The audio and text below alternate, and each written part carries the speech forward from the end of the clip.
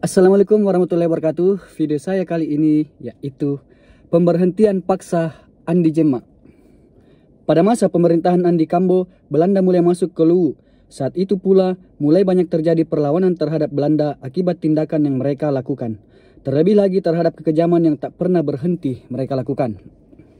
Pada masa itu, asisten residen Afdeling Luwu pada tahun 1925 dijabat oleh H.W. Stapp.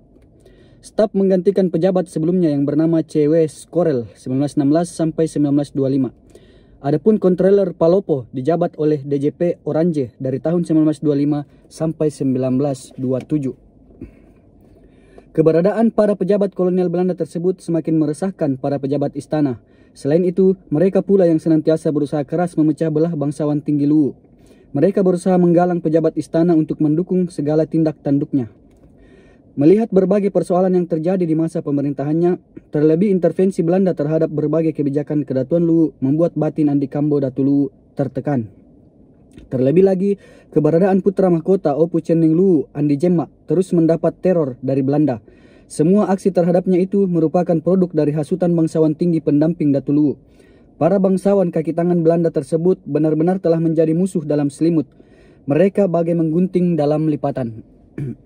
Dalam keadaan yang semakin tak menentu tersebut, akhirnya pada tahun 1931, Andi Jemma dipaksa berhenti oleh Mr. J. Gerritsen, Controller Palopo 1929 sampai 1932, yang menggantikan DJP Orange.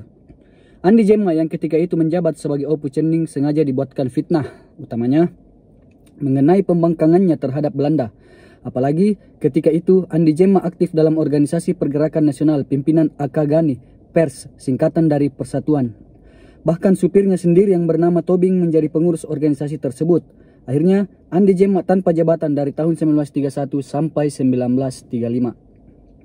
Meski demikian, Andi Jemma tak pernah berhenti belajar. Ia terus menempa dirinya dengan berbagai pengetahuan, utamanya yang berkaitan dengan Luwu.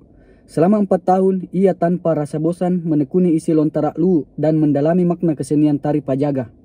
Dalam soal tarian Pajaga, Andi Jemma sangat terampil memukul gendang. Sementara dalam hal politik, ia juga terus menimba ilmu dari beberapa orang kepercayaannya, seperti perkenalannya dengan berbagai ide partai politik dari PSII dan Muhammadiyah yang diperkenalkan oleh Andi Pangerang Opu Tosinilele. Selain itu, Andi Jemma juga menjadikan Tojabi sebagai sahabat meski usianya ketika itu sudah sangat tua. Bukan hanya di kalangan pejabat, Andi Jemma juga menjalin hubungan begitu erat dengan masyarakat Trongkong. Masyarakat Trongkong inilah yang pada saat pemilihannya datang memenuhi kota Palopo, sebab mereka menyangka bahwa bukan Andi Jemma yang akan jadi Datu Luwu menggantikan Andi Kambo. Maksudnya apa ini ya? Saya kurang tahu juga.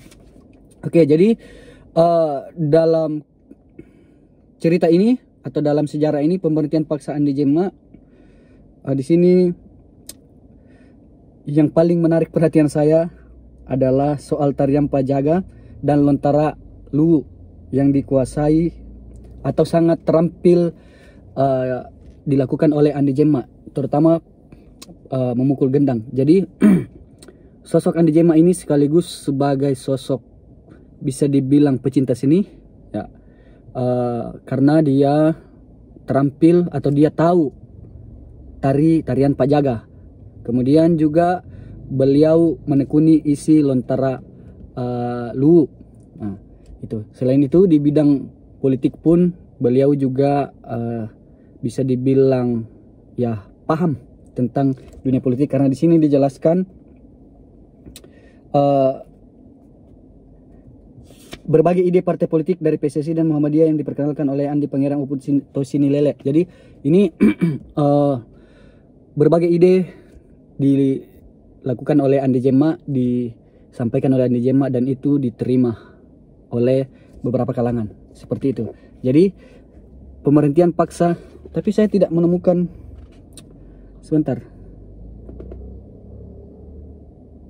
Oh ya, di sini Andi Jemma tanpa jabatan dari tahun 1931 sampai 1935. Oh ya, di sini dinonaktifkan ya. Itu selama 4 tahun dari 1931 sampai 1935. Oke, mungkin video kali ini cukup sampai di sini, dan sumbernya Ensiklopedia Sejarah Luwu Idwar Anwar. Terima kasih. Assalamualaikum warahmatullahi wabarakatuh.